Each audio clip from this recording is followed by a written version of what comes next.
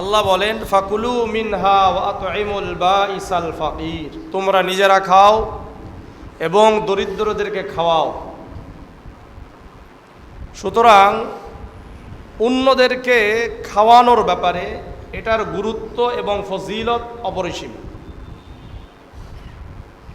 এই জন্য আমরা অন্যদেরকে খাওয়ানোর ব্যাপারে, বিশেষ করে খাদ্যদানের ব্যাপারে খুব বেশি যত্নবান হওয়া দরকার। সূরাতুল মাউনের প্রথম দিকে আল্লাহ বলেন, আরাআইতাল্লাযী ইউকাযযিবু বিদ্দীন ফাযালিকাল্লাযী ইয়াদউল ইয়াতীম। আপনি কি দেখেন যে এরা কর্মদিবসকে, কর্মফল দিবসকে অস্বীকার করে, মিথ্যা বলে। এরা কারা? ফাযালিকাল্লাযী ইয়াদউল ইয়াতীম, এরা তারাই যে নাকি ইয়েতিমদের সাথে রূঢ় আচরণ করে, খারাপ ব্যবহার করে, ঘাড় ধাক্কা দিয়ে বের করে দেয়। ওয়ালা ইয়াহুদ্দু আলা তুআমিল মিসকিন, অসহায়দেরকে খাদ্য দানে নিরুৎসাহিত করে, উৎসাহিত করে না। এদেরকে আল্লাহ তাআলা ধিক্কার দিয়েছেন, এদেরকে আল্লাহ তাআলা তিরস্কার করেছেন। সূরাতুল ফাজরের 17-18 নম্বর আয়াত আল্লাহ বলেন, কাল্লা বাল্লা তুকরিমুনাল ইয়াতীম ওয়ালা তাহাদ্দুনা আলা তুআমিল মিসকিন। এরা খারাপ, কখনোই নয়। বাল্লা, কাল্লা বাল্লা তুকরিমুনাল ইয়াতীম, তোমরা তো ইয়াতীমদেরকে সম্মান করো না। ওয়ালা তাহাদ্দুনা আলা তুআমিল মিসকিন, তোমরা অসহায়দেরকে খাদ্য দানে নিরুৎসাহিত করো, উৎসাহিত করো না।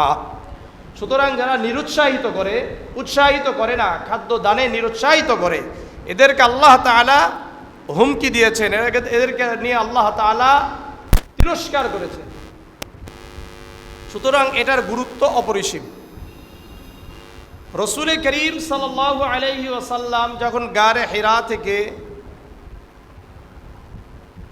খাদিজাতুল কুবরা রাদিয়াল্লাহু তাআলা আনহার কাছে আসলেন, এসে বললেন, ওয়াল্লাহি ইন্নী লাখাশিতু আলা নাফসি, সহিহ বুখারীর 3 নম্বর হাদিস, আমি আমার জীবন নিয়ে আশঙ্কা করছি। তখন খাদিজাতুল কুবরা রাদিয়াল্লাহু তাআলা আনহা কসম করে বলেছিলেন, ওয়াল্লাহ কাল্লা ওয়াল্লাহি লা ইউখজিকাল্লাহু আবাদান, কখনোই নয়, আল্লাহর কসম, আপনাকে আল্লাহ তাআলা অসম্মানিত, লাঞ্ছিত করবেন না, অপমানিত করবেন না। কেন? ইন্নাকা লাতাসিলুর রাহিম, 1 নম্বর আপনি আত্মীয়দের সাথে ভালো আচরণ করেন। কি করেন? ভালো আচরণ করেন। 2 নম্বর ওয়া তাহমিলুল কাল্লা, দুর্দশাগ্রস্ত দুস্থদের দায়িত্ব গ্রহণ করেন, বোঝা বহন করেন। যাদের কেউ নাই, এরকম ব্যক্তিদের বোঝা বহন করেন, তাদের দায়িত্ব আপনি পালন করেন। 3 নম্বর ওয়া তাকসিবুল মা'দুম, যারা নিঃস্ব তাদেরকে আপনি সহযোগিতা করেন। 4 নম্বর ওয়া তাকরিজ যায়ফ, মেহমানের মেহমানদারি করান। আর 5 নম্বর ওয়া তুঈনু আলা নাওয়াইবিল হক, হক পথের দুর্দশাগ্রস্তদেরকে আপনি সহযোগিতা করেন। তো এই কয়েকটা কথার ভিতরে চলে আসছে যে অন্যদেরকে দান করা, অন্যদেরকে খাওয়ানো, খাদ্য দান করা কতটা গুরুত্বপূর্ণ। রসুলের এই গুণ রসুলের পুরা জীবনটাই ছিল, শুধু নবুয়ত নয়। অর্থাৎ শরীআত যখন থেকে পেয়েছে, এখানে তো আবার কথা বললে সমস্যা। একটা হলো নবুয়ত, আল্লাহ তাআলা রসুল্লাহকে আমাদের সৃষ্টির পূর্বেই নবুয়তের যেই বিষয়, এটা আল্লাহ তাআলা দিয়ে দিয়েছেন। কিন্তু এটা প্রকাশ পেয়েছে নবুয়ত কত? 40 বছরে। এটা ব্যাপারটা বোঝা দরকার। যেমন আমরা সবাই মৃত্যুবরণ করবো, এটা আমরা জানি কি জানি না, কিন্তু যখন হবে তখন এটার কি হবে? প্রকাশ পাবে, তাই না? তো রসুল্লাহকে আল্লাহ তাআলা নবুয়ত দান করেছেন, এটা পুরা পৃথিবী সৃষ্টির পূর্বেই, কিন্তু এটার প্রকাশ হয়েছে কখন? 40 বছরে। কথা বুঝছেন? কিছু আছে আবার একবারে কি বলে, আগে থেকেই। আপনি যদি খালি বলেন যে আগে থেকেই, 40 বছরে যে আল্লাহ রসুলের নবুয়ত প্রকাশ পেয়েছে এটাকে অস্বীকার করেন, বহু হাদিসকেই তো আপনি অস্বীকার করবেন, তখন কি হবে? আপনি রসুল্লাহ সাল্লাল্লাহু আলাইহি সাল্লামকে সম্মান দিতে গিয়ে রসুল্লাহকে মিথ্যাবাদী বানাচ্ছেন, এর আপনার খবরই নেই। কথাটা বুঝলেন? রসুল্লাহ যখন বলতেছেন সুইল আন সাওমিল ইসনাইন, সহিহ মুসলিমের 1162 নম্বর হাদিস, এখানে আবু কাদাদা রাদিয়াল্লাহু তাআলা আনহু থেকে বর্ণিত, রাসূলুল্লাহ সাল্লাল্লাহু আলাইহি সাল্লামকে জিজ্ঞাসা করা হলো সুইল আন সাওমিল ইসনাইন, আপনি সোমবারে রোজা রাখেন কেন? রাসূলুল্লাহ সাল্লাল্লাহু আলাইহি সাল্লাম বললেন উলিদতু যালিকা ইয়াউমান আও বুইসতু ফীহি, এই দিন আমি জন্মগ্রহণ করেছি, এই দিনে আমাকে নবুয়ত দান করা হয়েছে। তাহলে নবুয়ত দান করা হয়েছে অবশ্যই দুনিয়াতে আসার পরে, কি বলেন? আর এটা কখন হয়েছে? ওই যে 40 বছরে। তাহলে এগুলোকে আপনি অস্বীকার করবেন? তাহলে বুঝে শুনে কথা বলতে হবে। যারা বুঝে শুনে কথা বলে না এদের কি হয়? এরা নিজেরাও ভুল ভ্রান্তির মধ্যে থাকে, জাতিকেও কি ভুল মেসেজটা দেয়। আল্লাহ বুঝার তৌফিক দান করে। এই যে কোরআনে আছে, হযরত ঈসা আলাইহিস সালাতু ওয়াস সালাম বলছে ইন্নী আব্দুল্লাহ আতানিয়াল কিতাব ওয়া জাআলানি নাবিয়্যা, কোলে আছে ইন্নী আব্দুল্লাহ, আমি আল্লাহর বান্দা, আতানিয়াল কিতাব, আমাকে আল্লাহ কিতাব দিয়েছেন। যখন উনি শিশু আছেন ওই সময় আল্লাহ তাআলা তাকে কিতাব দিয়েছে, তাহলে এই কথা কি? ওয়া জাআলানি নাবিয়্যা, আমাকে নবুয়ত দান করেছেন, নবী বানিয়েছেন, এর অর্থ কি দাঁড়াবে বলেন? ঈসা আলাইহিস সালাতু ওয়াস সালাম মায়ের কোলে, উনি বলছেন আমাকে নবুয়ত দান করা হয়েছে, এই কথার উত্তর কি হবে? ওই যে আগেই কি ঘোষণা, বাকি সিদ্ধান্ত অর্থাৎ প্রকাশ পাবে কত? 40 বছরে। আল্লাহ বুঝার তৌফিক দান করে। তো যাই হোক, এটার গুরুত্ব, এই যে খাদ্য দানের গুরুত্ব, অসহায়দেরকে সহযোগিতা করার গুরুত্ব। সহিহুল জামি' একটা কিতাব আছে, এই কিতাবের 5505, আত-তাবরানীর 750 নম্বর হাদিস। عن أنس بن مالك رضي الله تعالى عنه قال قال رسول الله صلى الله عليه وسلم ما آمن بي من بات شبعانا وجاره جائع إلى جنبه وهو يعلم به।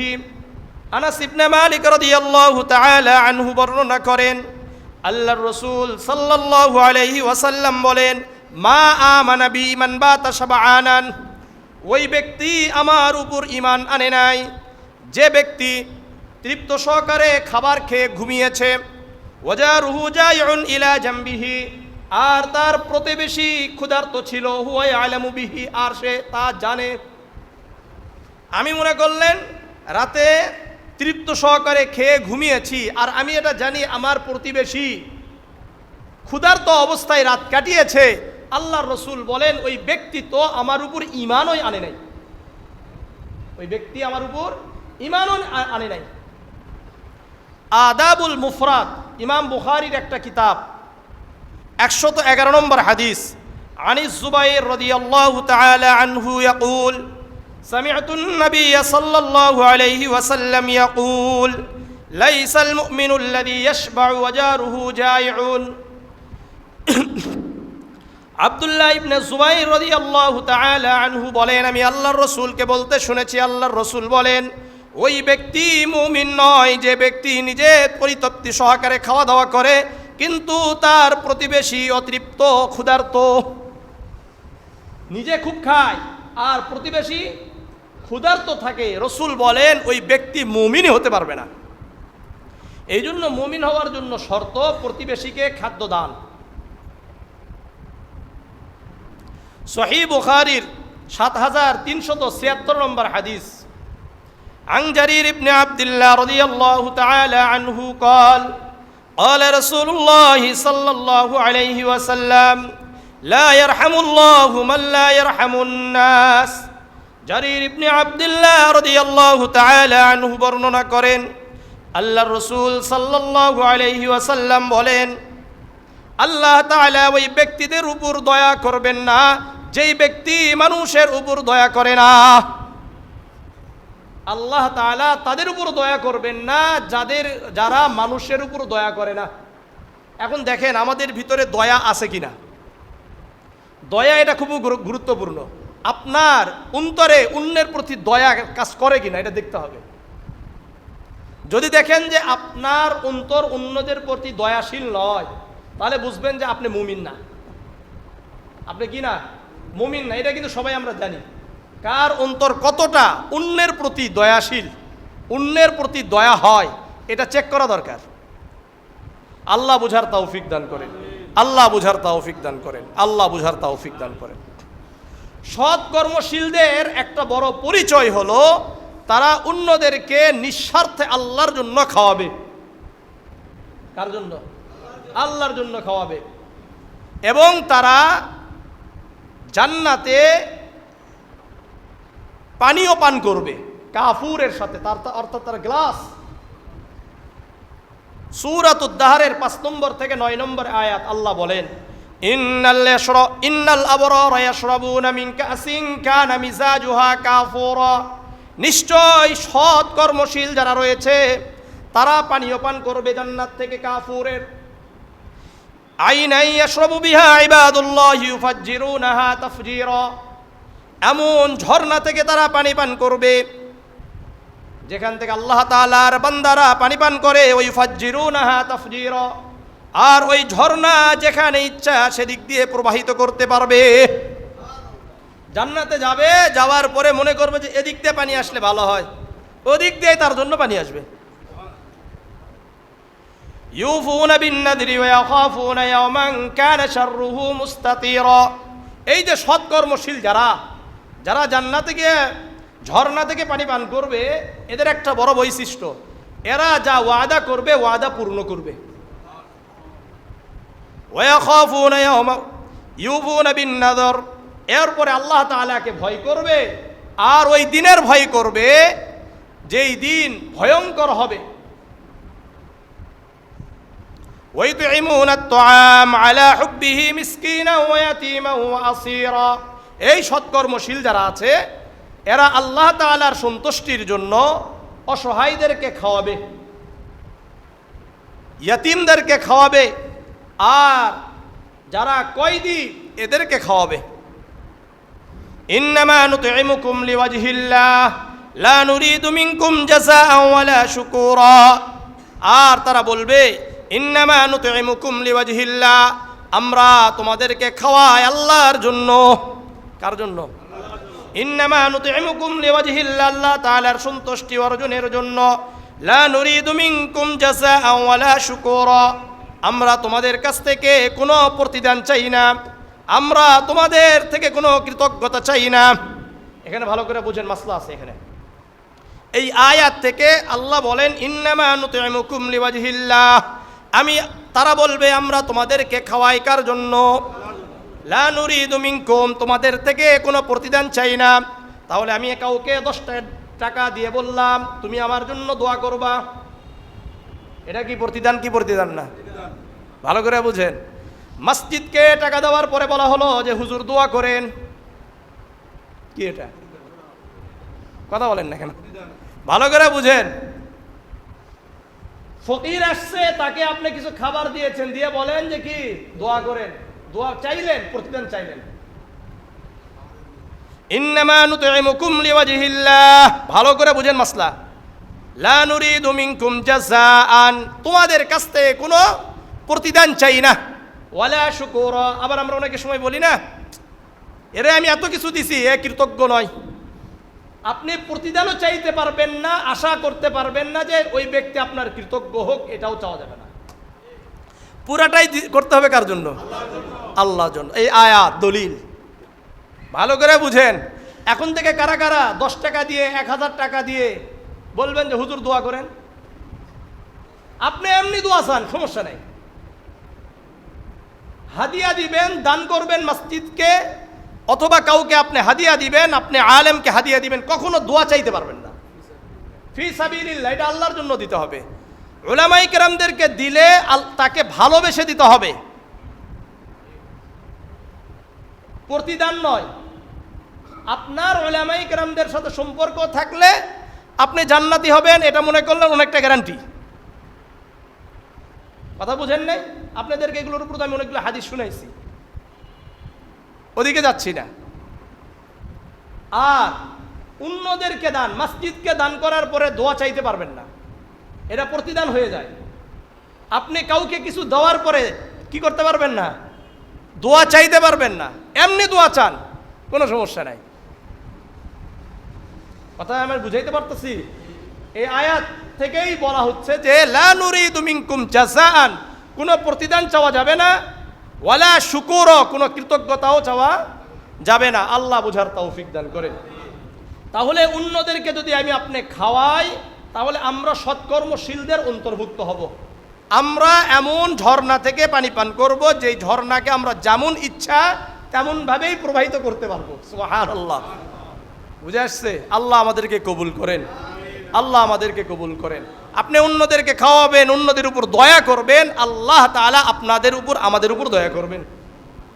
সুনানে আবি দাউদের 4941 নম্বর হাদিস, আন আব্দুল্লাহ ইবনে আমর রাদিয়াল্লাহু তাআলা আনহু قال قال رسول الله صلى الله عليه وسلم الراحمون يرحمهم الرحمن, যারা দয়া করে তাদের উপর রহমান দয়া করেন।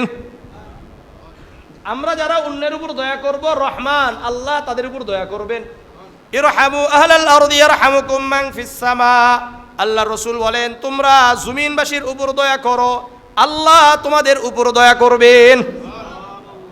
যদি আমরা কাদের উপর দয়া করি, জমিনবাসীর উপর দয়া করি, আসমানবাসী আমাদের উপর দয়া করবেন। সুতরাং আল্লাহর দয়া যদি আমরা পেতে চাই কি করতে হবে, জমিনবাসীর উপর দয়া করতে হবে। আল্লাহ আমাদেরকে কবুল করেন। যারা অন্যদেরকে খাওয়াবে আল্লাহ তাআলা তাদেরকে জান্নাত দিবেন। সুনান ইবনে মাজার 3251 নম্বর হাদিস, হাদ্দাসানি আব্দুল্লাহ ইবনু সালাম রাদিয়াল্লাহু তাআলা আনহু قال لما قدم النبي صلى الله عليه وسلم المدينة, আব্দুল্লাহ ইবনে সালাম রাদিয়াল্লাহু তাআলা আনহু বর্ণনা করেন, উনি বলেন আল্লাহর রাসূল যখন মক্কা থেকে মদিনায় হিজরত করে আসলেন, মক্কা থেকে মদিনায় হিজরত করে আসলেন, ইনজাফালান নাসু কিবালাহু,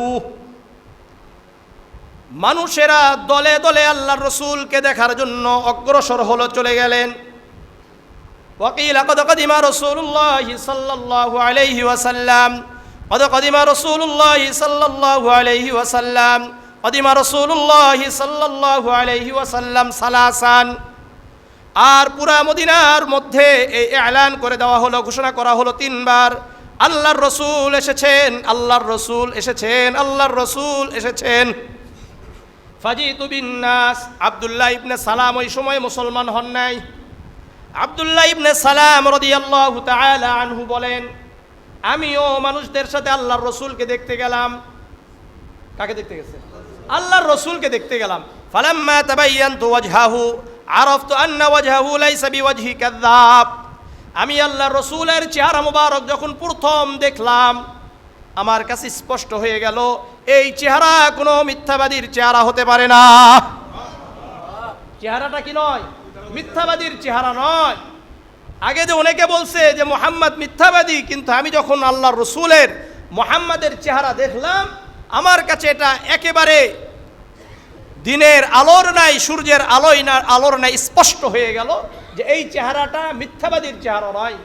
ফাকান আউয়াল শাইইন সামি'তুহু আন তাকাল্লামা বিহি ক্বাল ইয়া আইয়ুহান নাস আফশুস সালাম ওয়া আত'ইমুত তুআম ওয়াসিলুল আরহাম ওয়াসাল্লু বিল-লাইলি ওয়ান-নাসু নিয়ামুন তাদখুলুল জান্নাতা বিসালাম। আমি আল্লাহর রাসূলের মুখ মুবারক থেকে, জবান মুবারক থেকে, পবিত্র জবান থেকে সর্বপ্রথম যেই কথাগুলো শুনতে পাইলাম, আল্লাহর রাসূল দাঁড়িয়ে বললেন, হে লোক সকল, হে লোক সকল, আফশুস সালাম, তোমরা একে অপরকে সালাম দাও, ওয়া তুইমুত তুআম, তোমরা একে অপরকে খাওয়াও। কি বলছে? একে অপরকে খাওয়াও। ওয়াসিলুল আরহাম, তোমরা আত্মীয়তার হক আদায় করো। ওয়াসাল্লু বিল-লাইলি ওয়ান-নাসু নিয়াম, যখন মানুষ রাতে ঘুমিয়ে যায় তোমরা আল্লাহর জন্য দাঁড়িয়ে যাও, সালাতুত তাহাজ্জুদ আদায় করো। এই 4টা কাজ করতে পারলে, 1 নম্বর একে অপরকে সালাম দেওয়া, 2 নম্বর একে অপরকে খাওয়ানো, 3 নম্বর আত্মীয়তার হক আদায় করা, 4 নম্বর তাহাজ্জুদের সালাত আদায় করা। এই 4টি কাজ যে ব্যক্তি করবে, আল্লাহর রাসূল বলেন তাদখুলুল জান্নাতা বিসালাম, তোমরা নিরাপত্তার সাথে জান্নাতে প্রবেশ করবে। তাহলে 4টা কাজ করা দরকার। বিশেষ করে কুরবানির সময় এটা বিশাল একটা সুযোগ। অধিক পরিমাণে গোশতটা কি করেন? বন্টন করেন।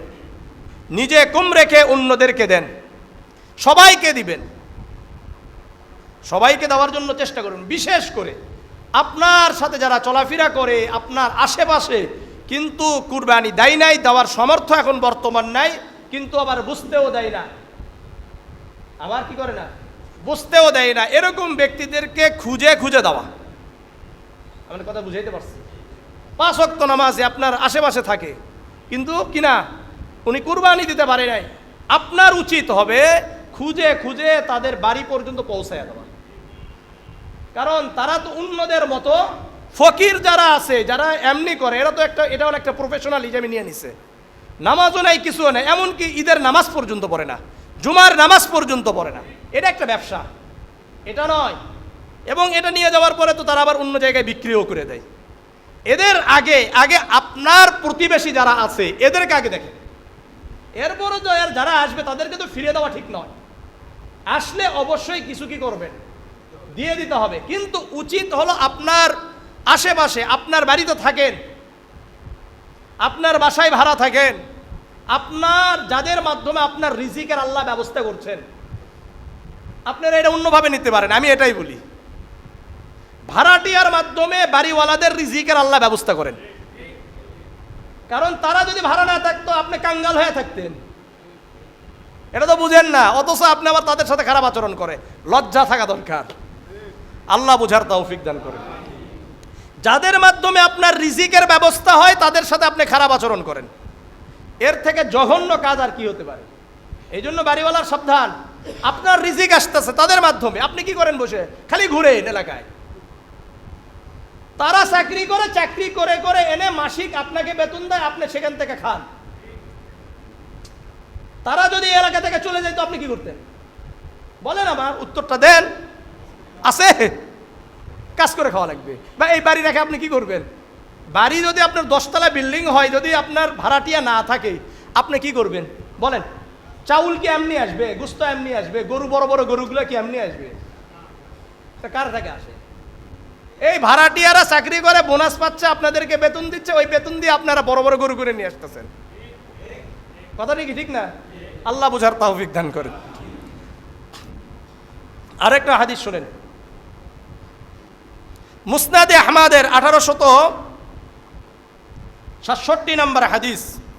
আনিল বারা ইবনে আযিব রাদিয়াল্লাহু তাআলা আনহু قال جاء أعرابي إلى النبي صلى الله عليه وسلم।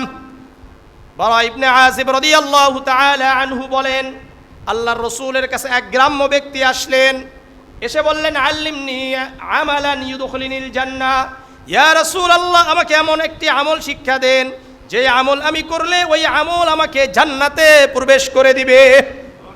এমন একটা আমল বলেন যে আমল করলে জান্নাতে যাওয়া যায়। রাসূল বললেন, লাইন কাসসারতাল খুতবাতা ওয়া লাকাদ আ'রাসতাল মাসআলাতা।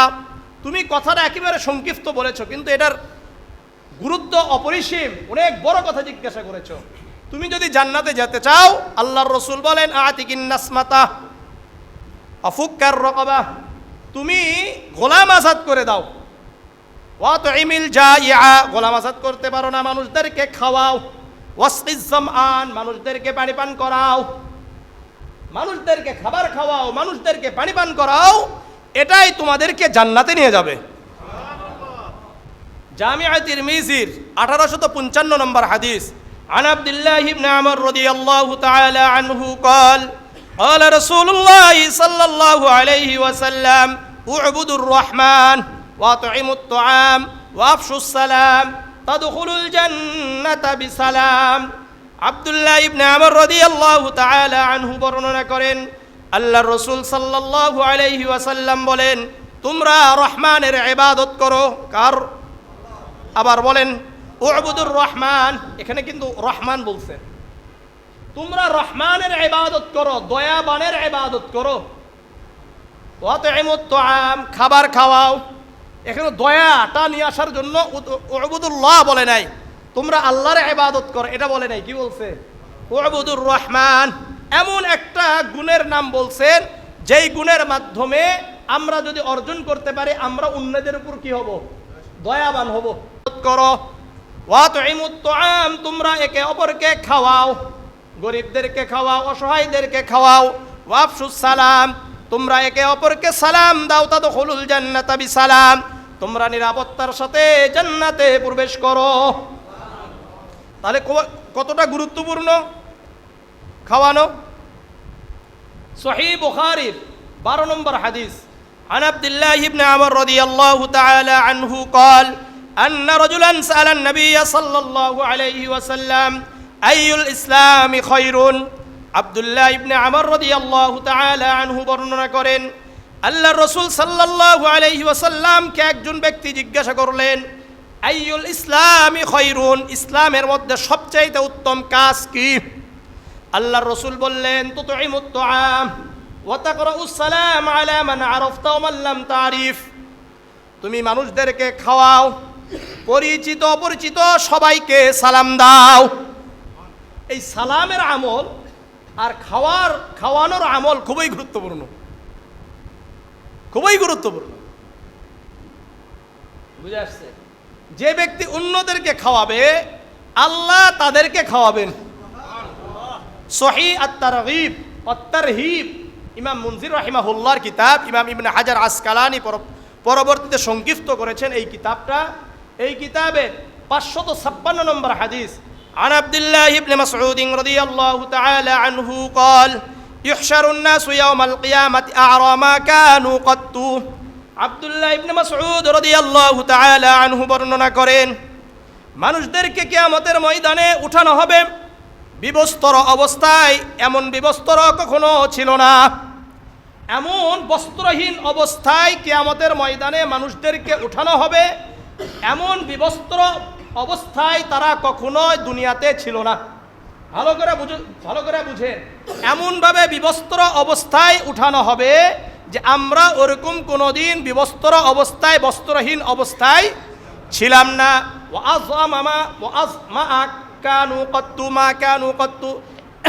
এমন পিপাসার্ত অবস্থায় উঠানো হবে, এমন পিপাসার্ত অবস্থায় কখনো ছিলাম না। এমন শটান করে উঠানো হবে, এইভাবে শটান করে দাঁড়িয়ে যায় না, শটান করে দাঁড়িয়ে গেছে, এমনভাবে শটান করে দাঁড়াইছে, এই রকম শটান করে আর কখনো দাঁড়াই নাই। অর্থাৎ আর কি হইতে পারবে না, ঝুঁকতে পারবে না। বুঝে আসছে? এরপরে রাসূল বলেন, মান কাসালিল্লাহি কাসাহুল্লাহ। আব্দুল্লাহ ইবনে মাসউদ রাদিয়াল্লাহু তাআলা আনহু বলেন, মান কাসালিল্লাহি কাসাহুল্লাহ। হুজুর, মান কাসালিল্লাহি কাসাহুল্লাহ, যে ব্যক্তি আল্লাহর জন্য মানুষদেরকে বস্ত্র পরিধান করালো, আল্লাহ তাআলা তাদেরকে কিয়ামতের ময়দানে বস্ত্র পরিধান করাবেন। ভালো করে শুনেন, মান কাসালিল্লাহি কাসাহুল্লাহ, যে ব্যক্তি আল্লাহর জন্য মানুষদেরকে বস্ত্র দান করবে, কাপড় দান করবে, কিয়ামতের ময়দানে বস্ত্রহীন অবস্থায় আমরা উঠব, ওই সময় আল্লাহ রাব্বুল আলামিন বস্ত্র পরিধান করাবেন। এই জন্য চেষ্টা করা, নিজেরা তো আমরা অনেক টাকা খরচ করি, 4টা 5টা 6টা করেও কাপড় নিই, সন্তানদেরকেও দিই, এখান থেকে কমপক্ষে 1জন 2জন গরিবদেরকে দেন। এই যে ঈদ আসতেছে, আমি তো অনেক নিচ্ছি, কিন্তু কমপক্ষে আমার দ্বারা যেন গরিবের 1জন 2জন পেয়ে যায়। 200-3 হাজার টাকা এটা এমন কোনো কিছু না। ওমান আতআমা লিল্লাহি আতআমাহুল্লাহ, যে ব্যক্তি আল্লাহর জন্য খাওয়ায় আল্লাহ তাদেরকে খাওয়াবে। ওমান সাকা লিল্লাহি সাকাহুল্লাহ, যে ব্যক্তি আল্লাহর জন্য পানি পান করাবে আল্লাহ কিয়ামতের ময়দানে তাদেরকে পানি পান করাবেন। ওমান আমিলা লিল্লাহি আগনাহুল্লাহ, যে ব্যক্তি আল্লাহর জন্য আমল করে আল্লাহ তাকে ধনী বানিয়ে দেন। আমল করতে হবে কার জন্য? তাহলে আল্লাহ আপনাকে কি বানাবে? ধনী বানায়া দিবে। ওমান আফা লিল্লাহি আফাহুল্লাহ, যে ব্যক্তি আল্লাহর জন্য কাউকে ক্ষমা করে দেন, আল্লাহ তাকে ক্ষমা করে দিবেন। তাহলে আমরা যদি অন্যদেরকে আল্লাহর জন্য কাপড় পরিধান করাই, আল্লাহ আমাদেরকে কাপড় পরিধান করাবেন। আমরা যদি অন্যদেরকে আল্লাহর জন্য খাওয়াই, আল্লাহ আমাদেরকে খাওয়াবেন। অন্যদেরকে পানি পান করাই, আল্লাহ আমাদেরকে পানি পান করাবেন। অন্যদেরকে যদি আমরা মাফ করে দিই, আল্লাহ আমাদেরকে ক্ষমা করে দিবেন। আল্লাহর জন্য যদি আমরা আমল করি, আল্লাহ আমাদেরকে ধনী বানাইয়া দিবেন। কি বানাবেন? ধনী বানাইয়া দিবেন। আল্লাহর জন্য আমল করার তৌফিক দান করেন। যারা খাদ্য দান করে এরাই দুনিয়াতে শ্রেষ্ঠ। আত-তারগীব ওয়াত তারহিব এই কিতাবের 948 নম্বর হাদিস। আন সুহাইব রাদিয়াল্লাহু তাআলা আনহু قال قال رسول الله صلى الله عليه وسلم خياركم من اطعم الطعام তোমাদের মধ্যে শ্রেষ্ঠ তারাই যারা মানুষদেরকে খাওয়ায়, যারা অন্যদেরকে কি করবে? খাদ্য দান করবে, এরাই হলো শ্রেষ্ঠ। আমরা যদি অসহায়দেরকে খাওয়াই, তাহলে আমরা মূলত আল্লাহকেই খাওয়ালাম। কথাটা কতটা গুরুত্বপূর্ণ। সহিহ মুসলিমের 645 নম্বর হাদিস, সহিহ আত-তারগীব ওয়াত তারহিবের 952 নম্বর হাদিস। عن أبي هريرة رضي الله تعالى عنه قال قال رسول الله صلى الله عليه وسلم إن الله عز وجل يقول يوم القيامة يا ابن آدم مرضت فلم تعدني।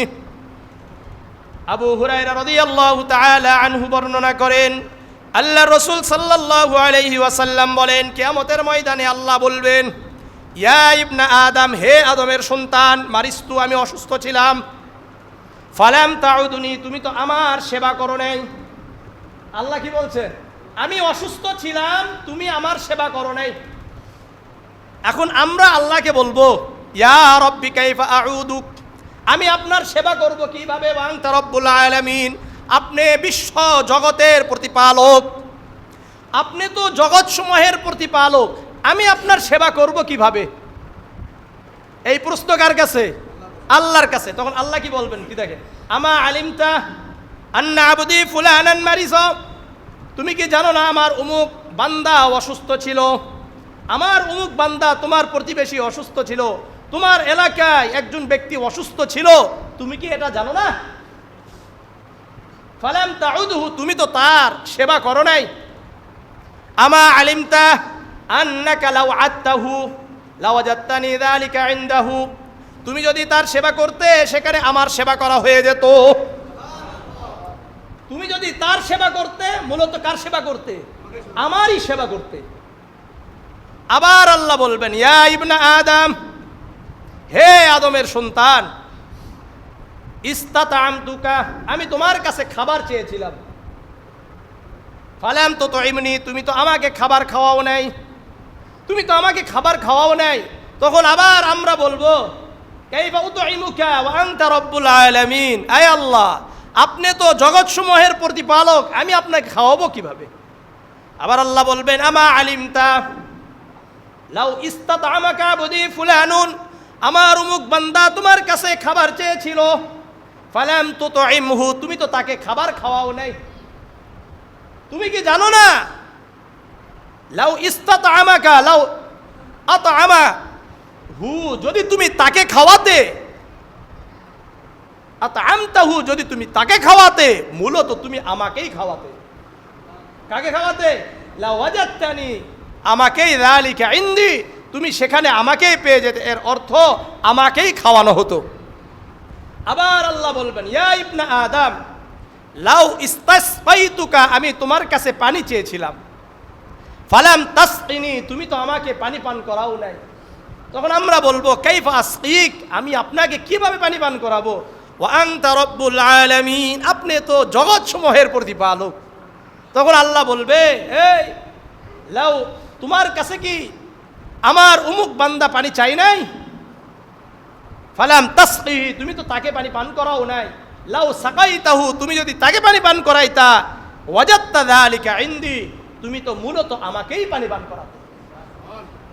তাহলে খাওয়ানো পানি পান করানো আর সেবার গুরুত্বটা ইসলামে কতটুকু একটু চিন্তা করতে হবে। খালি বড় দাড়ি করলাম, বিশাল বড় এক জুব্বা পরলাম আর হজ করে আসলাম, এত সহজ মনে করছে যে পার পেয়ে গেলাম। না না, এই কাজগুলো করার মাধ্যমে ইসলামের সৌন্দর্য প্রকৃত প্রকাশ পায়। ইসলামের সৌন্দর্য তো এখানে যে আপনি মানুষের সেবা করবেন, আপনি মানুষকে খাওয়াবেন, আমি আপনি মানুষের দুঃখ কষ্টকে দূর করে দিব, এটাই তো মূলত ইসলামের সৌন্দর্য। আল্লাহ বুঝার তৌফিক দান করেন, আল্লাহ বুঝার তৌফিক দান করেন। আর কেউ যদি মানুষদেরকে খাবার খাওয়ায়, একটা রুটি পর্যন্ত খাওয়ায়, আল্লাহ রাব্বুল আলামিন এই ব্যক্তি থেকে জাহান্নামকে 7 খন্দক দূর করে দেয়, দূরে সরে দেয়। আল মুস্তাদরাক লিল হাকিম আলা সাহিহাইন একটা কিতাব আছে, এই কিতাবের 7172 নম্বর হাদিস। عن عبد الله بن عمرو بن العاص رضي الله تعالى عنه قال قال رسول الله صلى الله عليه وسلم من أطعم أخاه خبزا فلم يشبعه। আব্দুল্লাহ ইবনে আমর ইবনে আস রাদিয়াল্লাহু তাআলা আনহু বর্ণনা করেন, আল্লাহর রাসূল সাল্লাল্লাহু আলাইহি ওয়াসাল্লাম বলেন, যে ব্যক্তি তার ভাইকে একটি রুটি খাওয়ালো তৃপ্ত সহকারে, এতটা খাওয়াইছে যে তৃপ্ত হয়ে গেছে, ওয়াসাকাহু মাআন হাত্তা ইয়ারউয়াহু, এতটা পানি পান করালো যে সে পিপাসার তো নিবারণ হয়ে গেল, পানি পান করাইছে, পানি একবারে পিপাসা নিবারণ হওয়া পর্যন্ত। বা'আদাহুল্লাহু আনিন নারি সাবআ খানাদিকা, আল্লাহ রাব্বুল আলামিন ওই ব্যক্তিকে জাহান্নাম থেকে 7 খন্দক দূরে সরিয়ে দিবেন। কয় খন্দক? 7 খন্দক। একটা খন্দক আরেকটা খন্দকের মাঝে দূরত্ব কতটুকু? রাসূল বলেন, বু'দাম্মা বাইনা খান্দাকাইনি মাসিরাতু 500 সানাতিন, 500 বছরের রাস্তা সমতুল্য। একটা খন্দক থেকে আরেকটি খন্দকের দূরত্ব কত? 500 বছরের দূরত্ব। তাহলে 60টা খন্দক দূরত্ব কতটুকু হবে? একটু চিন্তা করেন। সুতরাং আমরা অন্যদেরকে খাওয়াবো তো ইনশাআল্লাহ, অন্যদেরকে সহযোগিতা করবো তো ইনশাআল্লাহ। ওয়া তাআওয়ানু আলাল বিররি ওয়াত তাকওয়া ওয়া লা তাআওয়ানু আলাল ইসমি ওয়াল উদওয়ান, তোমরা ভালো কাজে একে অপরকে সহযোগিতা করো, তাকওয়ার ব্যাপারে একে অপরকে সহযোগিতা করো। ওয়া লা তাআওয়ানু আলাল ইসমি ওয়াল উদওয়ান, তোমরা গুনাহের কাজে একে অপরকে সহযোগিতা করবা না। আজকে আমরা একে অপরকে সহযোগিতা করি না, বরং একে অপরকে খারাপ কাজে সহযোগিতা করি। যেমন একটা উদাহরণ নেন, মনে করলেন বর্তমান ফিলিস্তিন আমাদের কাছ থেকে দূরে না কাছে? বলেন, দূরে না কাছে? আমরা ওইভাবে সহযোগিতা করতে পারি না। কমপক্ষে যেই কাজগুলো করলে তারা কিছুটা হলেও নির্যাতিত হওয়া থেকে পরিত্রাণ পেতে পারে, এই জায়গাগুলোতে আমাদেরকে সহযোগিতা করা দরকার। কিন্তু এই জায়গাতেও আমরা সহযোগিতা করতে কি নাই? রাজি নাই। যেমন আপনাকে দেখতে হবে ইসরায়েল কোন জায়গা থেকে শক্তি পায়, এই জায়গাগুলো যদি আমরা কিছুটা হলেও তাদের পণ্য যদি ক্রয় না করি, ব্যবহার না করি, কিছুটা হলেও তারা তাদের যেই শক্তি কমে আসবে। আসবে কি আসবে না? আসবে। যেমন ধরলেন কোকাকোলা সহ পেপসি আছে, ফ্যান্টা আছে, যা আছে, ইসরায়েলের অনেকগুলো পণ্য, শুধু কোকাকোলা নয়, অনেকগুলো পণ্য আছে। প্রত্যেকটা পণ্যই আমাদেরকে কি করা দরকার? বয়কট করা দরকার। করলে কি হবে? তারা কিছুটা হলেও শক্তি তাদের হ্রাস পাবে। এটা আমাদের করণীয়। এখন আপনি বলতে পারেন যে আপনি হুজুর খুব কথা বলেন আপনারা, তাহলে ফেসবুক ইউজ করেন কেন? কিছু মূর্খ আছে যারা বুঝে না। শোনেন, সব ইহুদি খ্রিস্টানদের সাথে, বিধর্মীদের সাথে আল্লাহ এবং আল্লাহর রসুল কখনোই অর্থাৎ খারাপ আচরণ করতে বলে নাই, তাদেরকে বয়কট করতে বলে নাই, বরং তাদেরকে বয়কট করতে বলেছেন, তাদের সাথে যুদ্ধ করতে বলেছেন যারা তোমাদের সাথে যুদ্ধ করে। দলিল শুনেন, না জানার কারণে এই কথাগুলো বলে। আমি খুব আশ্চর্যান্বিত হই। সূরাতুল মুমতাহিনা 8 নম্বর আয়াত আল্লাহ বলেন, লা ইয়ানহাকুমুল্লাহু আনিল্লাযীনা লাম ইকাতিলুকুম ফিদ-দীন ওয়া লাম ইখরিজুকুম মিন দিয়ারিকুম আন তাবাররুহুম ওয়া তুকসিতু ইলাইহিম। আল্লাহ তোমাদেরকে নিষেধ করেন না তাদের সাথে ভালো আচরণ করতে, কাফেরদের সাথে খারাপ আচরণ করতে বলেন না, ভালো আচরণ করতে নিষেধও করেন না। কাদের সাথে? যারা তোমাদের সাথে দ্বীনের ব্যাপারে যুদ্ধ করে না। কিসের ব্যাপারে? দ্বীনের ব্যাপারে যুদ্ধ করে না, তোমাদেরকে তোমাদের ঘর থেকে বের করে দেয় না।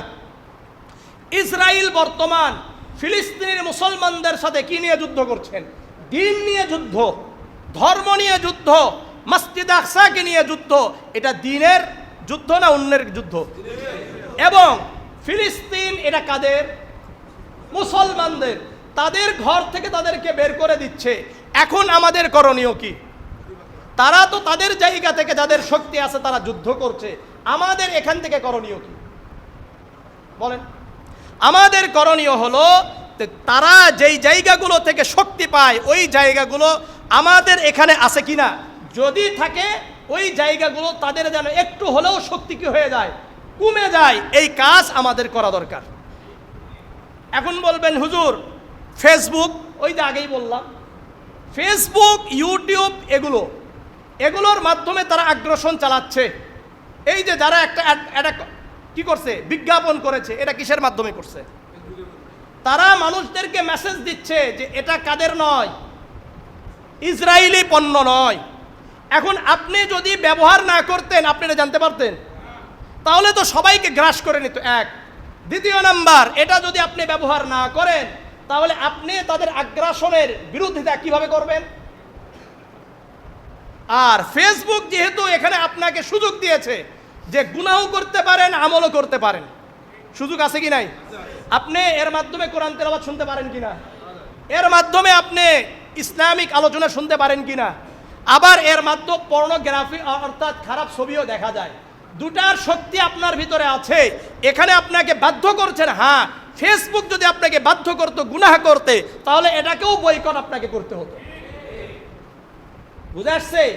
আর বিধর্মীদের বিষয় জিনিসগুলো যে ব্যবহার করা যায়, এটা আপনি সহিহ বুখারীর বাবু কবুলিল হাদিয়াতি মিনাল মুশরিকিন, মুশরিকদের সাথে ব্যবসা বাণিজ্য করা, মুশরিকদের জিনিসগুলো ব্যবহার করা, তারা যদি কোনো কিছু দেয় এটাকে গ্রহণ করা যায়।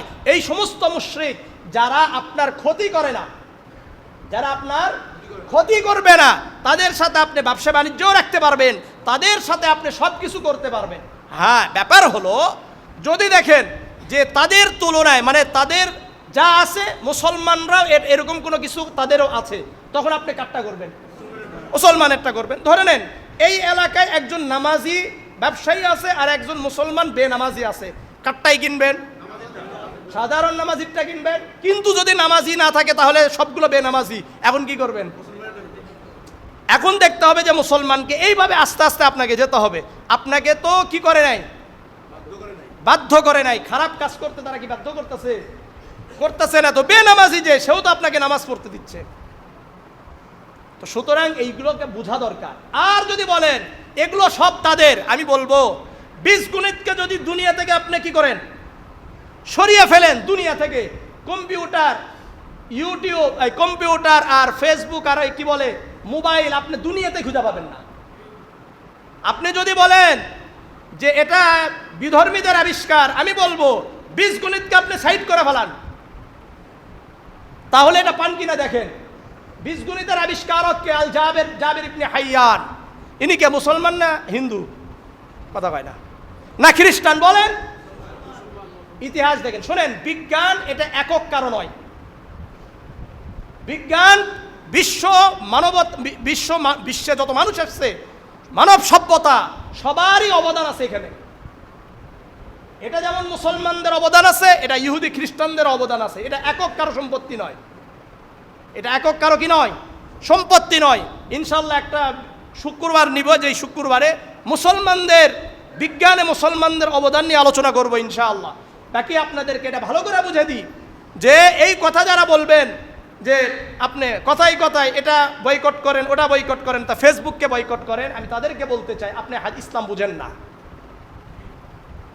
আপনি কি বোঝেন না? ইসলাম বুঝেন না। আর সবচাইতে বড় ব্যাপার হলো, সবাই যখন নাকি ইসরায়েলের পণ্যকে বয়কট করছে, তখন আপনি তার পক্ষে কথা বলা অথবা এই কথাগুলো বলার এর অর্থই হলো আপনি ইসরায়েলের পক্ষে অটোমেটিক চলে গেছেন, অটোমেটিক চলে গেছেন। কারণ যেইখানে কিছুটা হলেও কি হচ্ছে, সহযোগিতা হচ্ছে, সেখানে আপনি এই প্রশ্ন তোলেন কিভাবে? আপনি একজন মুসলমান হয়ে, আল্লাহ বুঝার তৌফিক দান করেন, এগুলো উঠানোর কোনো সুযোগই নাই।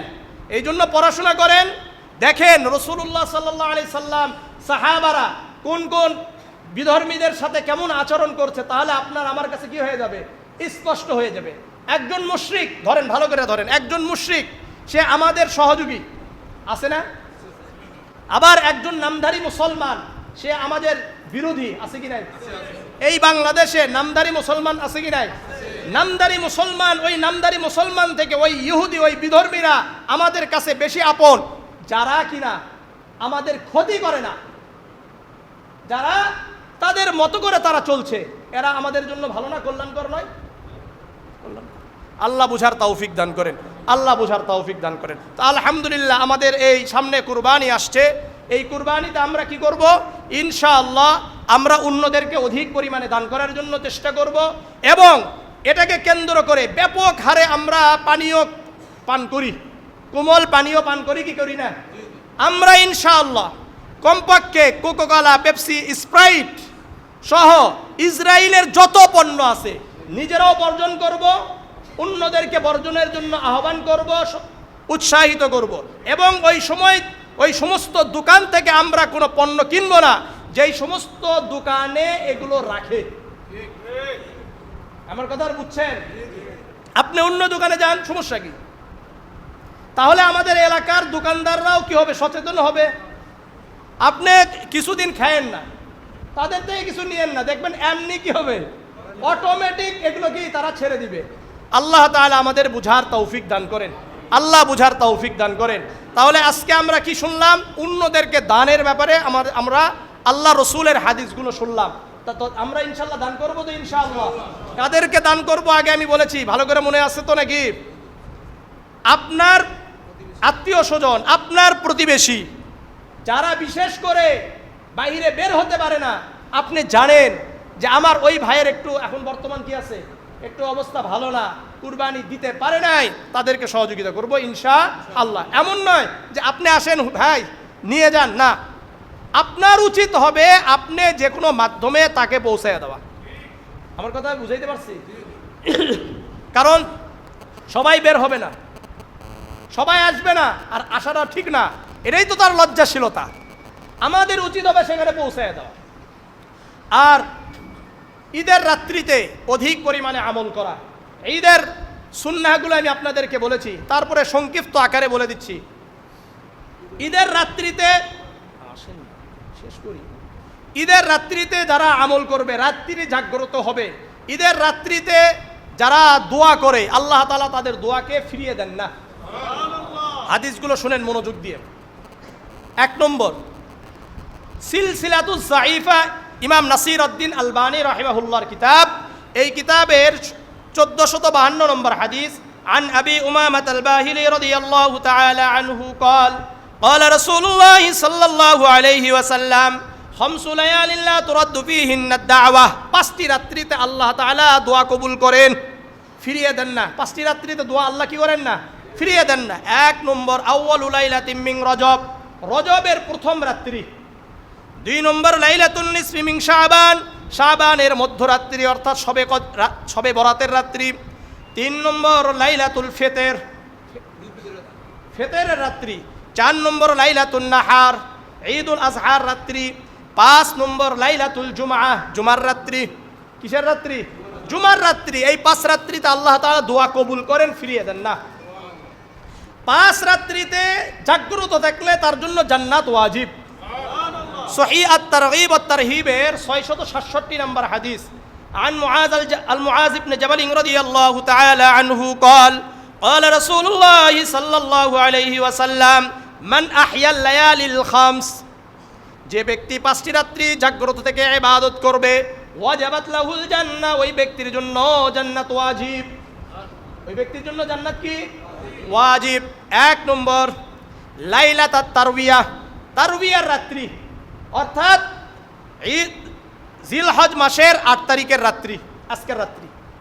লাইলাত আরাফা, আরাফার রাত্রি 9 তারিখের রাত্রি, জিলহজের 9 তারিখের রাত্রি। লাইলাতান নাহার, ঈদুল আজহার রাত্রি। লাইলাতাল ফিতর, ঈদুল ফিতরের রাত্রি। 5 নম্বর লাইলাতান নিসফি মিন শাবান, শাবানের মধ্যরাত্রি, অর্থাৎ শবে বরাতের রাত্রি। যদি জাগ্রত থেকে ইবাদত করা হয়, আল্লাহ তার জন্য জান্নাত ওয়াজিব করে দেবেন। বুঝা যাচ্ছে? সুনানে ইবনে মাজার 1782 নম্বর হাদিস, عن أبي أمامة الباهلي رضي الله تعالى عنه قال قال رسول الله صلى الله عليه وسلم من قام ليلة العيدين, যে ব্যক্তি 2 রাতে ইবাদত করবে, কয় রাতে? মুহতাসিবান লিল্লাহ, আল ইয়াকিনের সাথে করবে। লাম ইয়ামুত কলবুহু ইয়াওমা তামুতুল কুলুব, যেদিন সকল অন্তর অস্থির হয়ে পড়বে, তখন আল্লাহ তাআলা ওই ব্যক্তির, যে ব্যক্তির 2 ঈদের রাত্রিতে ইবাদত করেছে, তাদের অন্তর মরবে না, তাদের অন্তর অস্থির হয়ে পড়বে না। এই জন্য ঈদের রাত্রিতে ইবাদত করব তো ইনশাআল্লাহ। বিশেষ করে আজকের রাত্রি থেকে একবারে ঈদুল আজহার পর্যন্ত আমরা প্রতি রাত্রির কিছুটা হলেও ইবাদত করার জন্য চেষ্টা করব ইনশাআল্লাহ। এবং রোজা, ইয়াউমে আরাফার রোজা, আগামীকাল পরের দিন ইনশাআল্লাহ রোজা রাখার জন্য চেষ্টা করব ইনশাআল্লাহ। রবিবারের ফজর থেকে আমরা তাকবীরে তাশরিক, আল্লাহু আকবার, আল্লাহু আকবার, লা ইলাহা ইল্লাল্লাহু, আল্লাহু আকবার, আল্লাহু আকবার, ওয়ালিল্লাহিল হামদ, একবারে 23 ওয়াক্ত, অর্থাৎ 13 তারিখের আসর পর্যন্ত ইনশাআল্লাহ। ঈদুল আজহার সুন্নত 13টা। 1 নম্বর মেসওয়াক করা, বলেন। 2 নম্বর গোসল করা। 3 নম্বর উত্তম কাপড় পরিধান করা। 4 নম্বর আতর ব্যবহার করা। 5 নম্বর ঈদুল আজহার রাতে, ঈদুল আজহার দিনে ঈদগাতে না খেয়ে যাওয়া, বলেন। না খেয়ে যাওয়া, না খেয়ে আসা। 6 নম্বর এক রাস্তা দিয়ে যাওয়া, অন্য রাস্তায় আসা। 7 নম্বর পায়ে হেঁটে যাওয়া। 8 নম্বর ঈদগাহতে নামাজ পড়া, যদি জায়গা না থাকে তাহলে মসজিদে পড়া। ঈদের ঈদগাহতে অথবা মসজিদে গিয়ে ঈদের আগেও কোনো নামাজ পড়া যাবে না, পরেও কোনো নামাজ পড়া যাবে না। 10 নম্বর ঈদের নামাজ পড়ে এসে বাড়িতে 2 রাকাত সালাত আদায় করা। কয় রাকাত? 2 রাকাত সালাত আদায় করা। যখন আমরা ঈদগাহতে যাব, তখন আল্লাহু আকবার, আল্লাহু আকবার, লা ইলাহা ইল্লাল্লাহু, আল্লাহু আকবার, আল্লাহু আকবার, ওয়ালিল্লাহিল হামদ বলা। শুভেচ্ছা বিনিময় করা। কি করা? শুভেচ্ছা বিনিময় করা। আর পারলে যদি পরিবেশ থাকে তাহলে তরমুজ ফিকাফিকি করা। এই হলো মোট আমল। আল্লাহ আমাদের সবাইকে কবুল করেন।